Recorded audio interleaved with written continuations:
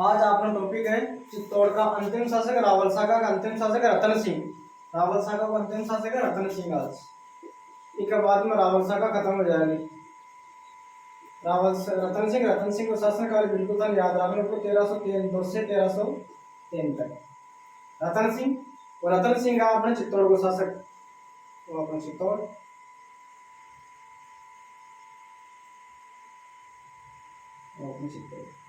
चित्तौड़ के रतन सिंह के समय दिल्ली का सुल्तान था कौन? अलाउद्दीन खिलजी। दिल्ली को सुल्तान हो अलाउद्दीन खिलजी।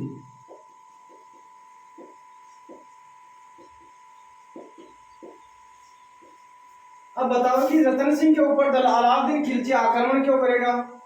तो कोई कारण वही बनी। तो बताओ कि आक्रमण के कारण दो तीन कारण आवा आक्रमण का। पहला कारण आवा कि एक तो अलाउद्दीन खिलजी यानी कि साम्राज्यवादी नीति और महत्वाकांक्षा थी इसकी, किसकी? अलाउद्दीन खिलजी की। एक तो अलाउद्दीन खिलजी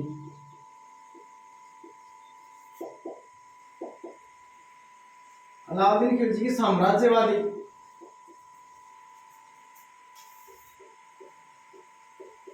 साम्राज्यवादी है महत्वाकांक्षा है।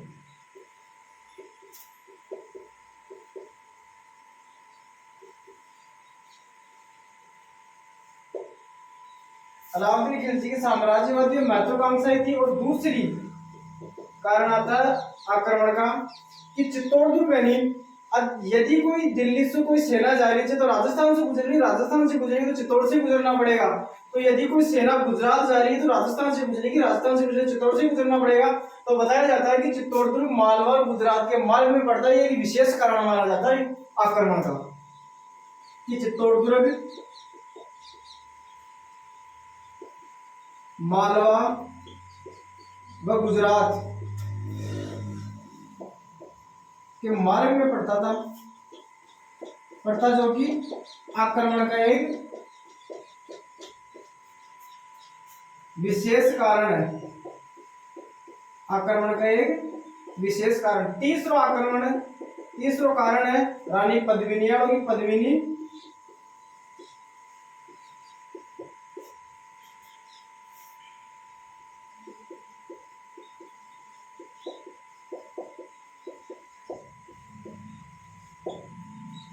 पहले आक्रमण को कारण है अलाउद्दीन खिलजी की साम्राज्यवादी नीति और महत्वाकांक्षाएं थी। दूसरा आक्रमण की चित्तौड़ दुर्ग मालवा और गुजरात के मार्ग में पड़ता था जो कि आक्रमण का एक सबसे बड़ा विशेष कारण है। पद्मिनी को पाने की लालसा। अब बात पढ़ेंगे आप पद्मावत के अनुसार।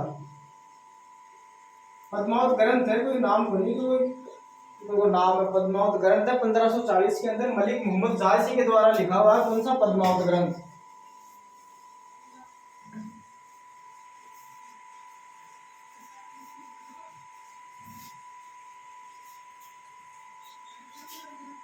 अब मेन रतन सिंह पढ़ेगा सेपरेट और संतोषा से आना है।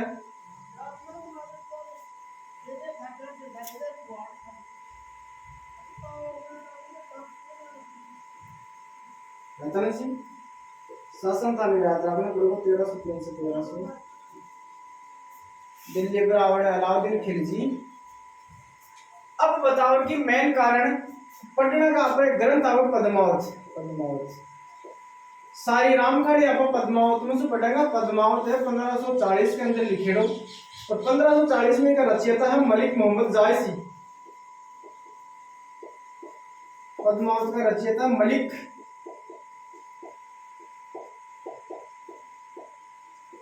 मलिक मोहम्मद जायसी। एक बार प्रश्न आया कि मलिक मोहम्मद जायसी के द्वारा रचित ग्रंथ पद्मावत कौन सी भाषा में लिखा हुआ था? कि भाषा है मुना अवधी भाषा ही अवधी भाषा ही। बस ठीक है।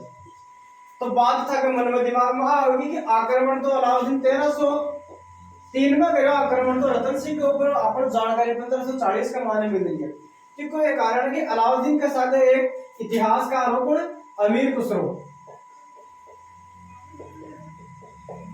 इतिहासकार हो अमीर खुसरो। अमीर खुसरो का तो ग्रंथ है, सारा नाम भी याद रखना पड़ेगा। एक तो खजाइनुल फतवा,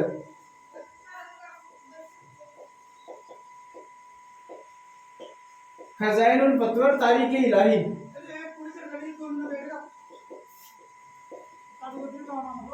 बस दोनों ग्रंथ था याद करना पड़ेगा। अमीर खुसरो चित्तौड़ का पहला शाखा का प्रमुख दृष्टाकार माना जाता है अलाउद्दीन खिलजी के साथ, और अमीर खुसरो खजाइन फतुह तारीख इलाही एक 2 ग्रंथ है। बताओ कि पद्मावत लिखी मलिक मोहम्मद जहां से, तो बताओ कि अब बात पद्मावत के मान मलिक मोहम्मद जहां से उठाई कौन, खजाइन और फतुह का मान उठाई मलिक मोहम्मद जहां से, सारी राम खाड़ी कौन, अलाउद्दीन का आक्रमण की खाड़ी, और अब लिखेगी अवधि भाषा का मान। अब जो पढ़ेगा आप वो पढ़ेगा पद्मावत के अनुसार सारी राम खाड़ी कि अलाउद्दीन आक्रमण क्यों करोगे रतन सिंह के ऊपर,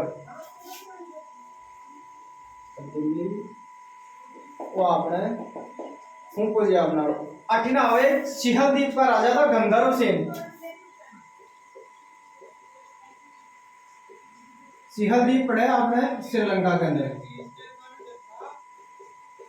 यहाँ का राजा था गंधर्व सेन। इसकी रानी थी कौन, चंपावती, और इसकी पुत्री थी कौन, पद्मिनी। पद्मिनी खड़ा पद्मिनी मिलेगा खड़ा पर एक मुना तो बहुत ही राम गाड़ी हुई करा को बेटी को बाप होता वो हीरामन। आज 3 चीज के इर्द गिर्द आपको सारी बात पड़ेगा कि सिहलदीप का राजा गंधर्व सिंह, रानी पद्मिनी, पद्मिनी तोता हीरामन, अलाउद्दीन के समय दिल्ली का सुल्तान अलाउद्दीन खिलजी और चित्तौड़ का शासक रतन सिंह। अब पढ़ेगा सारी पद्मावत के अनुसार। तो मैं बताना तो डायरेक्ट बता दूंगा 1303 का मान आक्रमण हुई हो जबर राजा रतन सिंह के नेतृत्व में, कैसे रानी पद्मिनी का नेतृत्व में 28 जनवरी 1303 का मान चित्तौड़ की घेराबंदी करी। पर थोड़ी सी तरह पद्मावत के अनुसार ज्यादा करूँ तो थोड़ी सी बता दूं, प्रश्न को नहीं आवा बट थोड़ी सी मैं भाषा यानी हिस्ट्री में थोड़ी जोड़ना पड़ा कोई रामखंड, तो हिस्ट्री में थोड़ी सी बता दूंगा कि पद्मावत के अनुसार की पद्मिनी ने पाने की लाल से अलाउद्दीन खिलजी के, और पद्मिनी के कारण अलाउद्दीन खिलजी रतन सिंह पर आक्रमण करो। मैं तो था लास्ट में बताऊंगा, प्रश्न कटसो आवे कटसो कोनी आड़ो 2-4 प्रश्न आना जो लास्ट में थाने बता दूंगा।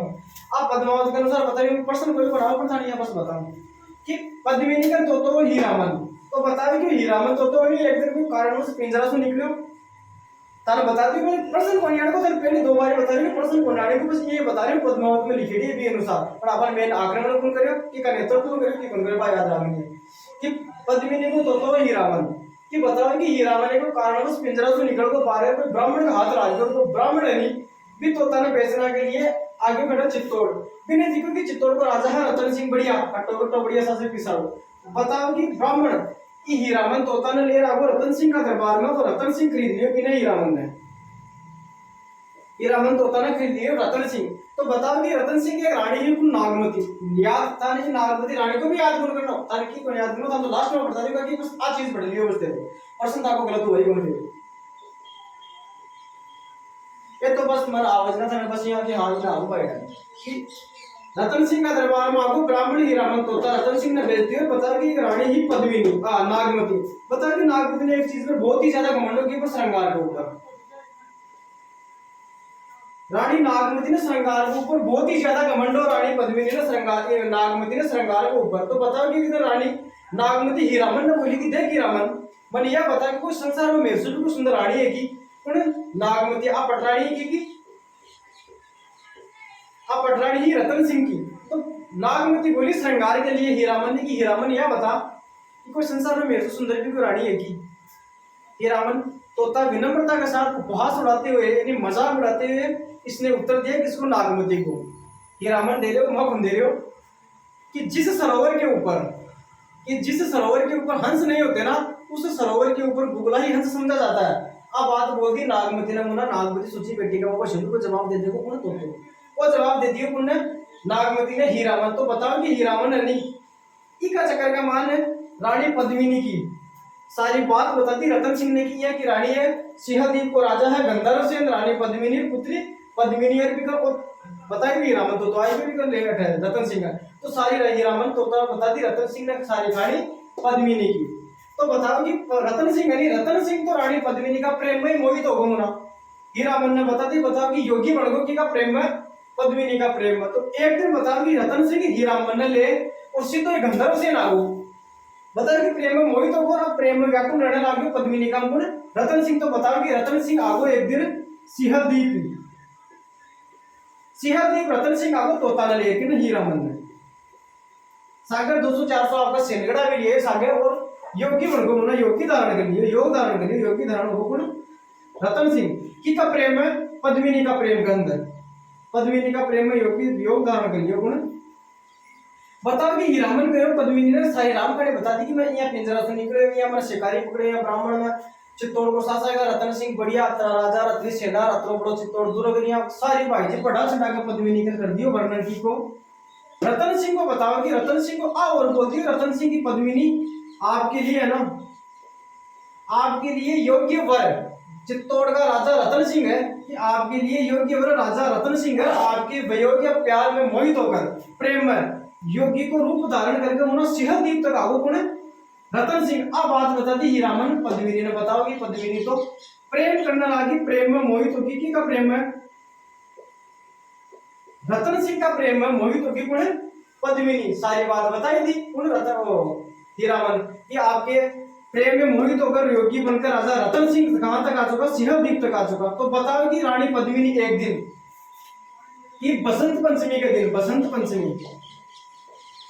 बसंत पंचमी के दिन आपकी सखी और सहेलियों के साथ शिवालय मंदिर है शिव मंदिर जा रही थी खड़े शिव मंदिर कि शिव मंदिर जा रही शिव मंदिर का माल भाई रतन सिंह भेष कर धारण आ गए योगी को भेष धारण योगी को वेश धारण कर रहा है कौन रतन सिंह और बसंत पंचमी के दिन शिव मंदिर की कौन पद्मिनी बताओ कि पद्मिनी देख ली योगी का वेश के अंदर रतन सिंह ने और बताओ कि रतन सिंह ने आपको पति मानने लगी कौन पद्मिनी कि बस मेरे तो पति रतन सिंह के मुना क्यों कौन माने रानी लायक राजा राजा लायक रानी तो मुना आराम से कोई कर सके मुना तो बताओ कि बसंत पंचमी के दिन योगी का वेश के अंदर योगी का वेश में देख ली रतन सिंह ने आपको पति मानने लगी कौन पद्मिनी रतन सिंह तो बताओ कि एक दिन रतन सिंह है ना सेंध चलाकर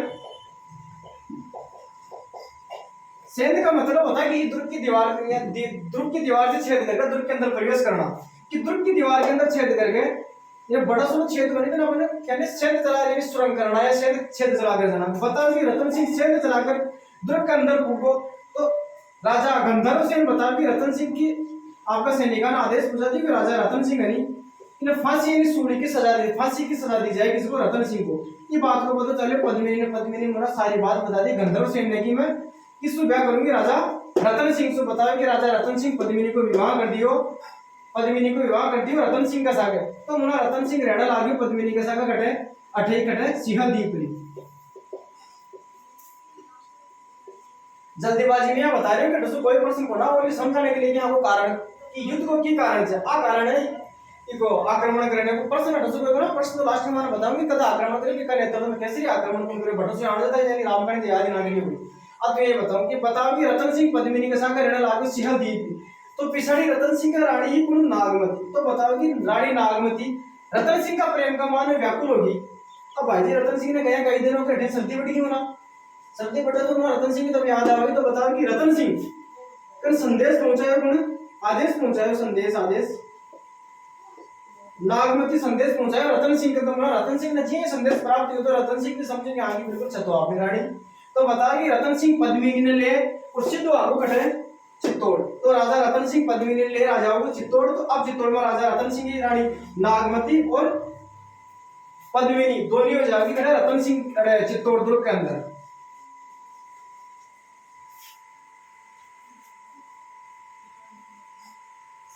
तो रतन सिंह लिया है पद्मिनी ने कटे चित्तौड़ के अंदर तो बताओ कि रतन सिंह का दरबार में ब्राह्मण है तो राघव चेतन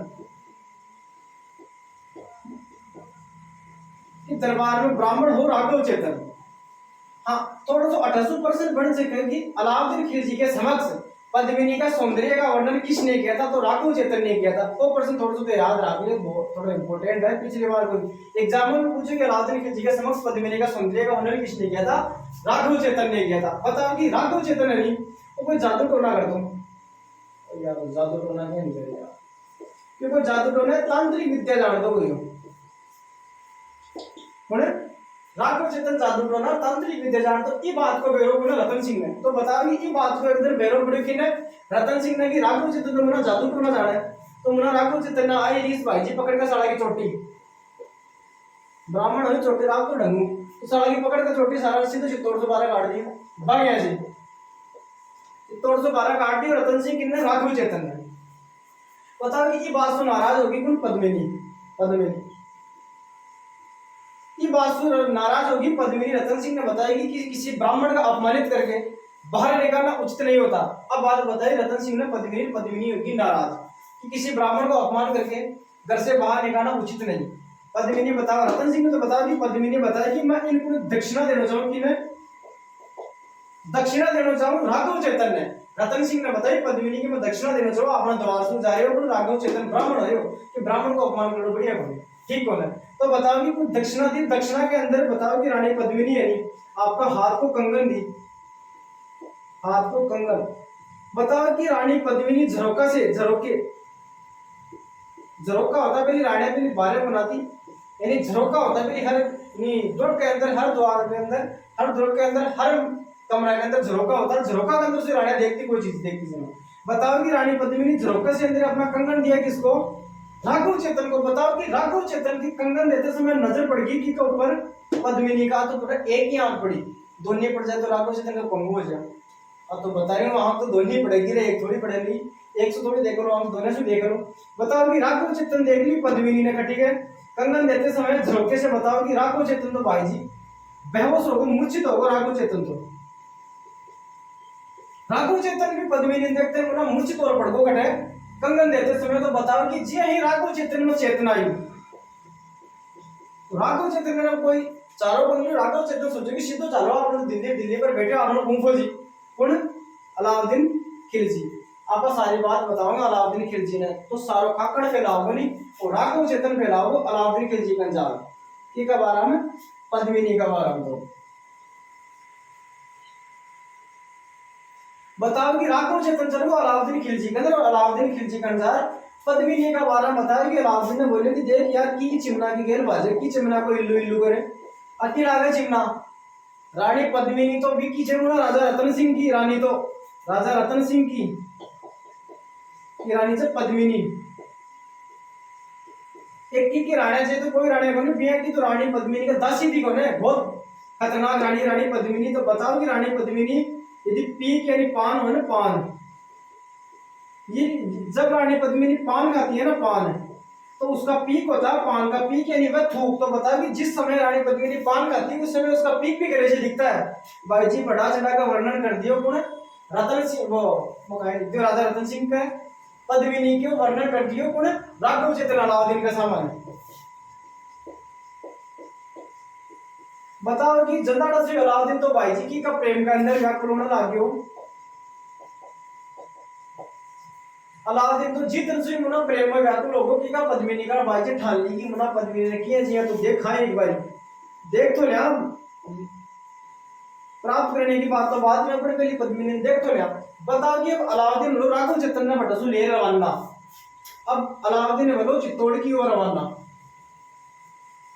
बताओ कि अलाउद्दीन आगो खड़ा चित्तौड़, राघव चेतन ने साथ लेकर अलाउद्दीन आगो चित्तौड़। तो अलाउद्दीन आने से पहले एक बता कि वो दूध तो सुरजा,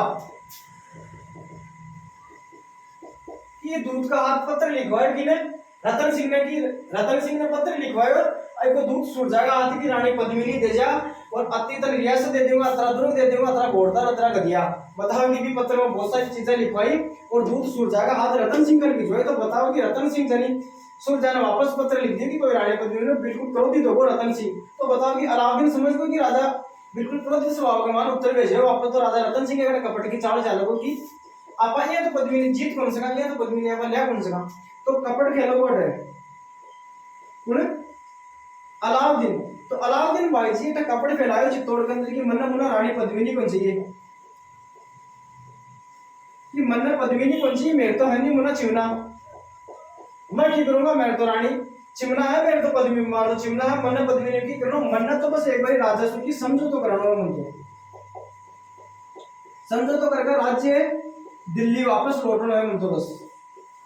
अब बात बताई अलाउद्दीन खिलजी की मन्ने रानी पद्मिनी से कोई जुट करो, मन्ना तो ओनली राजा रतन सिंह को समझो तो करके राज्य वापस लौटनो चाहिए। अब बात पूछा थी रतन सिंह को, तो बताओ कि रतन सिंह है नहीं अलाउद्दीन पर कर लियो दुख पर विश्वास। बताओ कि अलाउद्दीन पर विश्वास कर लियो की बात के ऊपर अलाउद्दीन और अलाउद्दीन मुना बताओ कि चित्तौड़ के दुर्ग के अंदर अलाउद्दीन को उचित आतिथ्य स्वीकार करके अलाउद्दीन ने चित्तौड़ दुर्ग की एंट्री दे दी कौन रतन सिंह। तो बताओ कि अलाउद्दीन ने लेको रतन सिंह दरबार के अंदर कई दिनों तक अलाउद्दीन देखो रतन सिंह का दरबार के मान है। तो बताओ कि अंत के माने कुछ समय बाद के माने बताओ कि एक दिन अलाउद्दीन खिलजी और रतन सिंह यानी चित्तौड़ के माने को शतरंज खेल रहा, शतरंज खेल रहा है, शतरंज की बाजियां खेल रहे एक दिन कौन अलाउद्दीन और रतन सिंह शतरंज की बाजियां खेल रहे। शतरंज की बाजियां खेलते समय अलाउद्दीन भाई साहब की नजर पड़ गई कोई दर्पण के अंदर और फिर दर्पण में भाई जी दिखो पद्मिनी को कोई प्रतिबिंब यानी पद्मिनी पर नजर पड़ेगी दर्पण के अंदर की भाई साहब की AK-47 की। बताओ कि अलाउद्दीन तो मुना शतरंज की बाजी चलाने उनको बेहोश होगा मुना सब कुछ उनको उन्माद होगा भाई जी रोग होगा सड़ा कि तो पद्मिनी को उन्माद रोग लाग गया पागल होगा बेहोश होगा बटाई। बताओ कि अलाउद्दीन सोची ये तो पद्मिनी जीत कौन से का।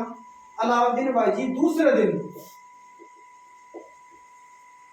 अत्यंत प्रेम और प्रसंग और बतलाकर अलाउद्दीन रतन सिंह का दरबार में रतन सिंह ने बोले कि देख रतन सिंह बहुत दिन होगा मैंने दरबार में आया मैंने देखो समझो तो कर लो अपने बातचीत होगी बहुत दिन होगा मैंने दरबार में आया अब जाऊंगा मैं दिल्ली।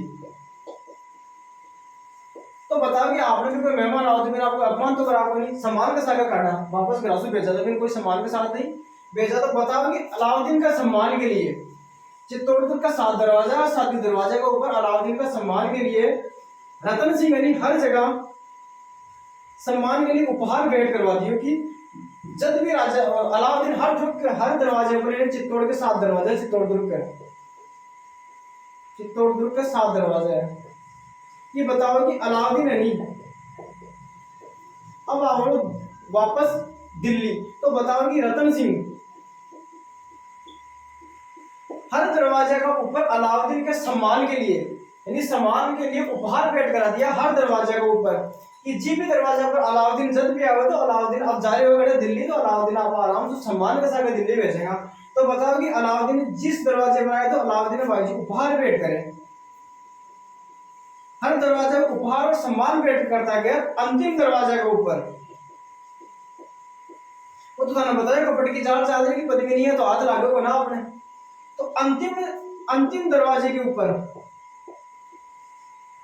अलाउद्दीन खिलजी यानी रतन सिंह का दियो धक्को पिछाड़ी सु और रतन सिंह ने कर लियो कैद हथकड़ियों के अंदर।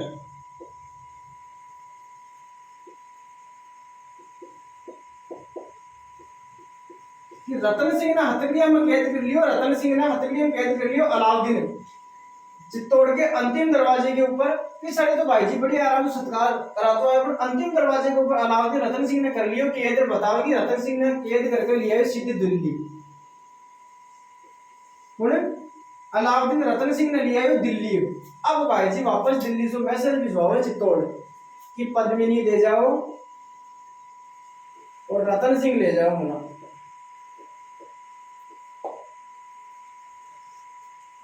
अलाउद्दीन दिल्ली से मैसेज भिजवाए कि रतन सिंह ले जाओ और पद्मिनी दे जाओ। अब मुना पद्मिनी को चारों को जो पद्मिनी बेचारी की करे बताओ कि पद्मिनी के साथ 2 आदमी आएगा गोरा और बादल का नाम सुनेगा गोरा और बादल। पद्मिनी के साथ 2 गोरा और बादल। बताओ कि गोरा तो पद्मिनी को चाचा हो तो हो पद्मिनी को चाचा और वो पद्मिनी को भतीजा। बताओ कि अब बात बताई कौन पद्मिनी गोरा और बादल ने। तो गोरा बादल सोचा कि ये तो काम चालू होना अपन भी कपड़ से काम करना पड़ेगा कपड़ से काम करना पड़ेगा। तो राधा रतन सिंह ने वो दिल्ली से मैसेज भिजवाई थी कि रतन सिंह ले जाओ और पद्मिनी दे जाओ। तो मुना रतन सिंह अटसू गोरा और बादल मैसेज भिजवा दिए कि हाँ बिल्कुल रानी पद्मिनी है नहीं 1600 रानियों के साथ आ रही है मुना 1600 डोलियों के अंदर आ रही है कौन रानी पद्मिनी। अलाउद्दीन सोचे कि आप तो भाई जी एक की मांग की आपने 1600 आ रही है बढ़िया हराम कर लेंगे आराम से। अलाउद्दीन होगा राजी कि आप तो एक मांग करी 1600 आ रही है। तो बताओ कि 1600 डोली से जाएगी कौन गोरा और बादल। हर डोली के अंदर 6 राजपूत सरदार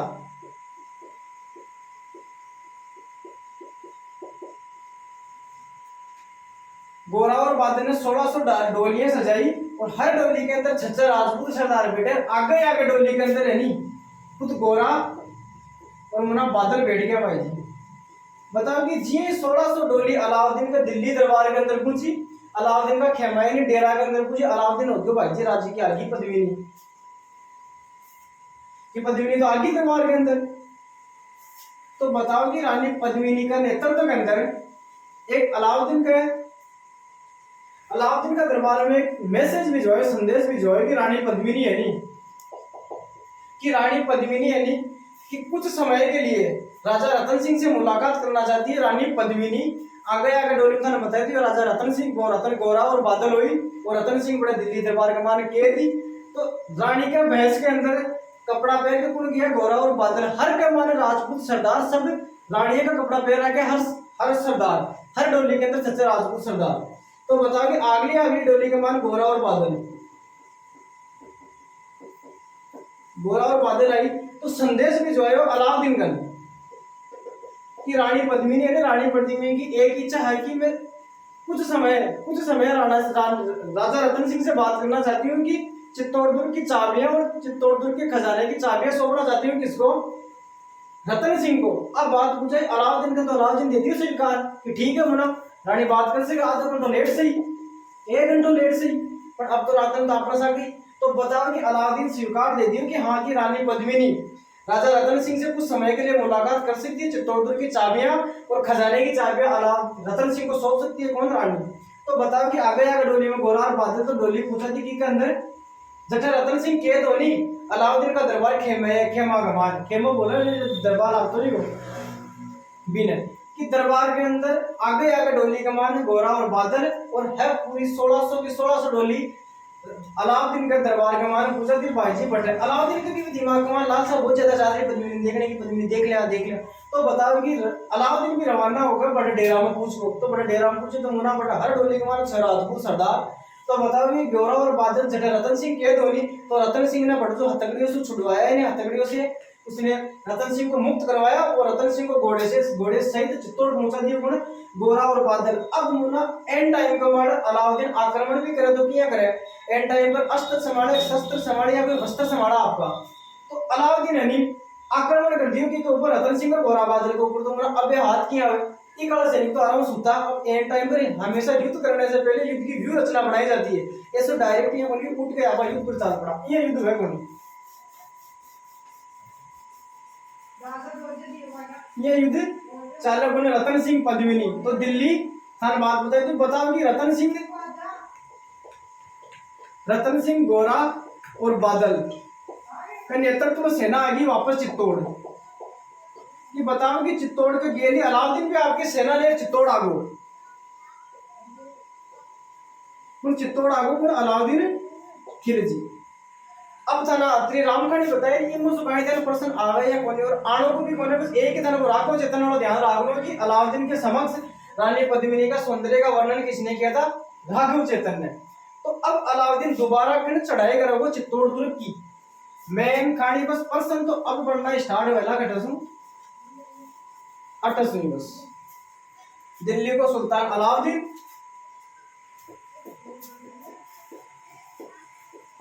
खिलजी। अब बात बता दी थाने में कि कस आगे पद्मावत ग्रंथ के अनुसार, पर थाने बात एक याद रखनी है कि अलाउद्दीन अब चढ़ाई करोगे तो डेट एक्चुअल याद रखनी पड़ेगी 28 जनवरी। बात बताई कि गोरा और बादल रतन सिंह के हथकड़ियों से मुक्त कराया और रतन सिंह गोरा और बादल पूरी सेना चित्तौड़ आ गई, चित्तौड़ गेल की गेली पिछाड़ी गुण आगो अलाउद्दीन खिलजी। तो बताओगे 28 जनवरी 1303 एक्चुअल डेट याद रखनी पड़ेगी, पिछाड़ी तरह रामगढ़ याद है या ना हो पर एक्चुअल डेट याद रखनी पड़ेगी। बताओगे 28 जनवरी 1303 ने अलाउद्दीन कर ली चित्तौड़गढ़ की घेराबंदी। अब कई दिनों तक चित्तौड़गढ़ की घेराबंदी जारी है, उन्होंने चित्तौड़गढ़ की घेराबंदी के दौरान उन्होंने चित्तौड़ जीत कौन पा रहे हो। तो बताओ कि लगभग 8 माह तक चित्तौड़गढ़ की चली घेराबंदी। तो घेराबंदी के दौरान बताओ कि चित्तौड़गढ़ की 8 माह तक घेराबंदी चली, चित्तौड़गढ़ जीत कौन पा रहे कौन, अलाउद्दीन खिलजी। अलाउद्दीन खिलजी चित्तौड़ ये थोड़ी जीत पाओ तो मना कि अंतिम समय का मान राजपूत सरदार यानी राजपूत सरदार अब लंबा समय तो घेराबंदी चाली, 8-8 माह होगा घेराबंदी चालते तो ना अब दुर्ग के अंदर की सारी खाने पीने की व्यवस्था भी बिगड़ जाए 8-8 10 महीना तक। तो बताओ कि लंबे समय के बाद राजपूत सरदार ने केसरिया धारण कर लिया। केसरिया धारण करने का मतलब होता है राजपूत सरदार या तो मरेंगे या बस हम मारेंगे, यानी युद्ध के लिए तैयार होगा राजपूत सरदार। और रानियां समझ गई कि अब राजपूत या तो मरेंगे या मारेंगे, नहीं रानियां होगी जोहर के लिए तैयार। जोहर और केसरिया में अंतर है, केसरिया करे पुरुष, जोहर करे रानियां। बताओ कि राजपूत सरदार होगा केसरिया करके युद्ध के लिए तैयार। तो मुन्ना अब राजपूत सरदार का नेतृत्व के अंदर था, बताऊं कि अब युद्ध होगा कि अलाउद्दीन खिलजी और बताओ कि गोरा और बादल प्लस रतन सिंह के नेतृत्व के अंदर युद्ध होगा कि कैसा के अलाउद्दीन खिलजी के ऊपर करेला आक्रमण।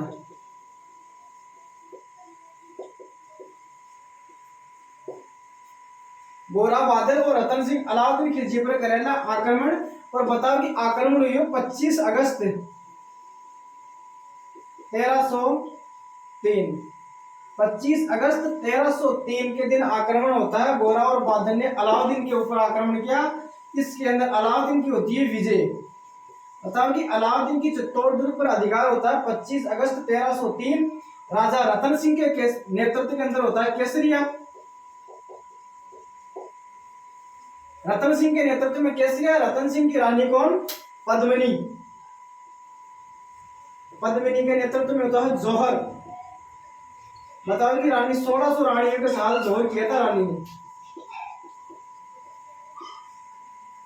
चित्तौड़ को पहले साको कंप्लीट 28 जनवरी 1303 के अंदर घेराबंदी की किसने? अलाउद्दीन खिलजी ने। लगभग 8 माह तक चली और लंबी घेराबंदी के दौरान राजपूत सरदारों ने केसरिया धारण करके रतन सिंह और गोरा बादल के नेतृत्व में अलाउद्दीन पर कर दिया आक्रमण। बताएंगे अलाउद्दीन हो गई विजय और राजा रतन सिंह के नेतृत्व में केसरिया, रानी पद्मिनी के नेतृत्व में 1600 रानियों ने किया जौहर। ये चित्तौड़ का पहला साका माना जाता है, चित्तौड़ का पहला साका। चित्तौड़ का पहला साका और राजस्थान का दूसरा साका। पहला साका हो चुके बेटे रणथंभौर के अंदर 1301 के अंदर पहला साका हो चुके हो भाई जी करवाए और ढेबे अलाउद्दीन खिलजी भी कराया 1301 के अंदर। चित्तौड़ का पहला साका 1600 रानियों के साका। बताओ कि चित्तौड़ पर अधिकार होगा अलाउद्दीन खिलजी। अब अलाउद्दीन खिलजी सौंप दिनों चित्तौड़ की ने आपका पुत्र खिजर का ने। मेन प्रश्न तो बस मैं अब बोल रही हूँ बटसु आना बस कि अलाउद्दीन खिलजी का चित्तौड़ पर अधिकार होने के बाद में चित्तौड़ किसको सौंपा? अब चित्तौड़ सौंपा को किने? चित्तौड़ का खिजर का को सौंपना सौंपा। बात आई है। बताओ कि अलाउद्दीन खिलजी को अलाउद्दीन खिलजी को अधिकार होगा चित्तौड़ पर और चित्तौड़ सौंप दियो किने? इनको पुत्र हो कौन? खिजर का पुत्र खिजर का ने खिजर खा।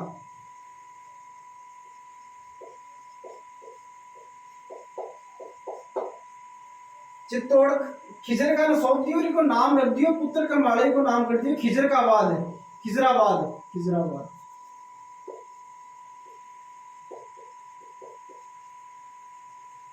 ये बताओ कि चित्तौड़ दुर्ग जीत आपका पुत्र खिजरका ने सौंप दियो और खिजरका का नाम को नाम कर दियो खिजरका बाद। बताओ कि चित्तौड़ के ऊपर खिजरका रह लो 1303 से लेकर 1311 तक ही रह लो कौन?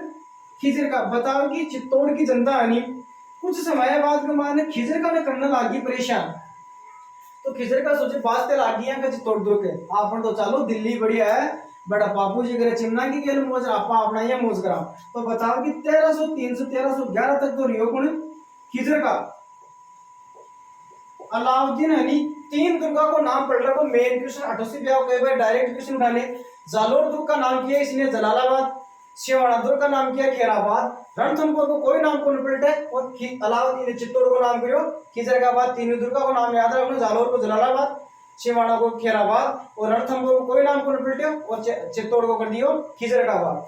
बताओ कि 1311 तक खिजरका रहा किसके ऊपर? चित्तौड़ के ऊपर। और खिजरका ने जनता करने लगी परेशान। तो खिजरका की हो 1311 के मायने मालदेव सोनग्रा बहुत खतरनाक शासक है मालदेव सोनग्रा भी। बताओ कि जिस समय कानड़दे के ऊपर आक्रमण किया था उस समय कानड़दे को भाई है मालदेव सोनग्रा। जालोर को शासक है कानड़दे को भाई है मालदेव सोनग्रा।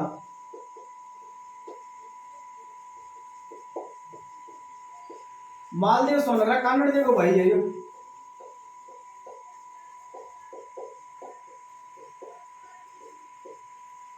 मालदेव सोनगरा जालौर के कानड़ देव को भाई ये बताओ कि जिस समय कानड़ देव पर आक्रमण किया था उस समय मालदेव सोनगरा अलाउद्दीन की शरण में आ गयो। तो बताओ कि मालदेव सोनगरा सौंप दियो 1311 के माने को खिजर का चित्तौड़। खिजर का चित्तौड़ सौंप दियो मालदेव सोनगरा ने। मालदेव सोनगरा ने इतिहास में दूसरा नाम है मूछड़ा मालदेव।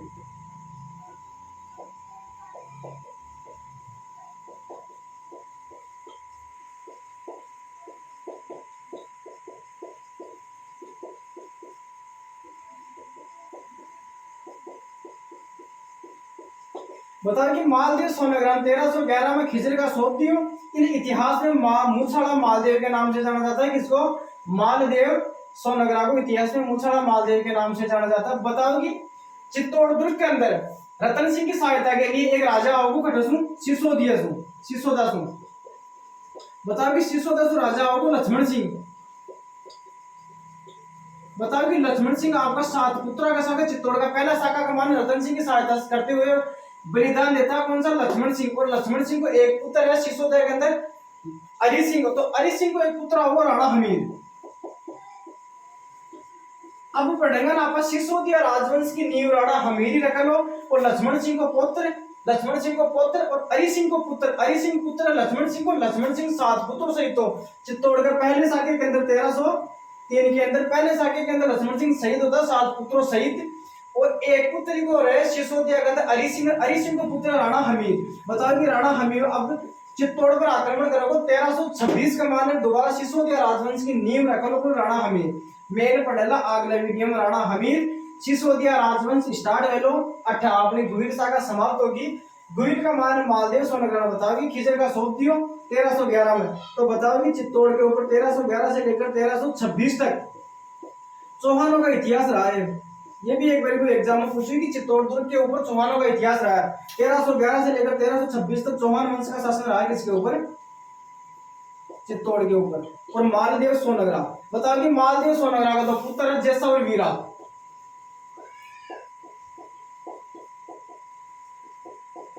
एक का दो पुत्र है मालदेव सोनग्रा का जैसा और वीरा। और जैसा और वीरा का माल 1326 में आक्रमण करेगा राणा हमीर सिसोदिया राजवंश का संस्थापक माना जाता है। इसे ये आक्रमण करेगा 1326 में चित्तौड़ के ऊपर। और चित्तौड़ पर दोबारा अधिकार कर लेगा राणा हमीर। यहाँ से स्टार्ट होगी सिसोदिया शाखा। तो और मेन पर्सन हनी वे अपना पढ़े वे भी स्टार्ट अटसी होला थान अत्रि रामखंड बताइए पद्मावत में कोई जाने की जरूरत नहीं। मेन कारण बता दूं। दिल्ली के शासक रतन सिंह रावल शाखा का अंतिम शासक माना जाता कौन? रतन सिंह। शासनकाल 1302 से 1303 तक। इसके समय दिल्ली का सुल्तान बायजी अलाउद्दीन खिलजी। आक्रमण 28 जनवरी 1303 का मान घेराबंदी करी। और अधिकार हो 25 अगस्त 1303 का मान चित्तौड़ पर अधिकार हो अलाउद्दीन खिलजी को। नेतृत्व किसके नेतृत्व में? जौहर केसरिया। रतन सिंह के नेतृत्व में केसरिया। रानी पद्मिनी के नेतृत्व में जौहर। 1600 रानी ने जौहर किया।